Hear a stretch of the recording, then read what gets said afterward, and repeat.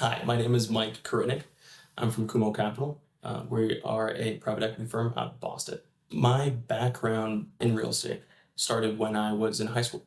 Started doing apartment rentals, after which I migrated into commercial sales. From there, I went into property management and that progressed into development investments. And I've been doing that for about 8 years now.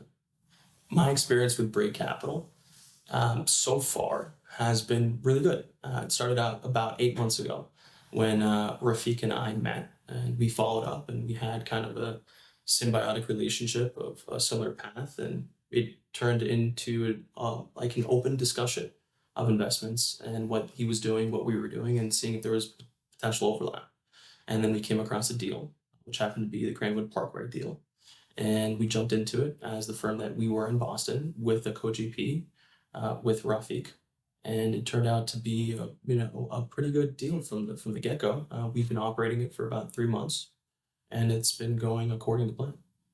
The key factors that determined why I chose to go with Break Capital were some of the value sets that were established at the start, that were presented to us. Always adding value, giving back to community, really the authentic and transparency that Rafik and his team portrayed throughout the whole onboarding and the presentation and the due diligence period of our deal.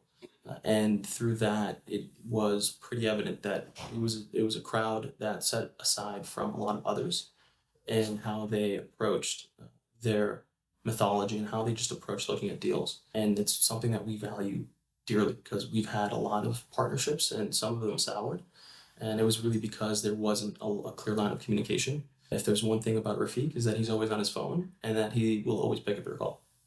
The potential that I see with our current investment with Brick Capital being Cranwood Parkway is relatively good, as long as it kind of continues to progress in the path that it has been. We believe that it should hit projections. It already has in terms of some of the initial turnovers and leases and projected square footage rents that we were getting, which was the little bit of skepticism that we had being in a new market that we've never been into.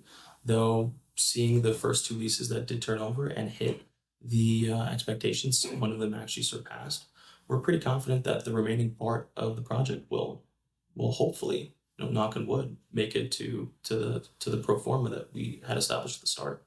Would I recommend investing in Break Capital?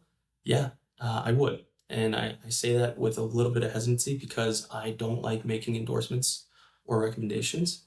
But of the multiple groups that I've worked with, being some of the larger firms in New York, some other just small shops around the country, Break Capital has really stood out in the way that they approach their investor relations and just their radical transparency.